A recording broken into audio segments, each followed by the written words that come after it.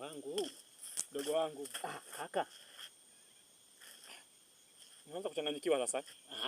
Wapi? Mimi mzima wa afya. Muda mrefu tokea kule na kuona unajua unaongea peke yako unasikitika. Nini shida? Kama umeniona.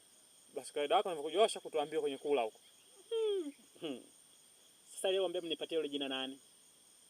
Sawa ni mimi, lakini kiasi unakukataza usipende kula vya watu. Ila kaka leo kuna kitu mimi nimekisikia. Kitu gani mdogo wangu? Hebu niambie. Ila kaka hicho kitu nimeambiwa nisiseme. Sasa mdogo wangu, mimi na walokuambia usiseme nani muhimu? Huyo jamaa ana cheo, anaweza kanifunga. Sawa, lakini mimi kaka yako, naweza nikakubebea swala lako wewe nikakutoa wakake kufunga. Kwa nini una cheo gani hapa? Kijiji kizima ikiwa waniogopa. Wao. Najua wewe mdogo wangu huwezi kuniogopa, lakini walobakia wote waniogopa. Kwa hiyo unaenda wapi?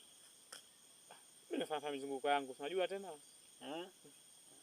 Haya bwana. Haina shida kakangu. Sijui nikwambia, hapana. Kakangu. Vipi chakula nyumbani kipo?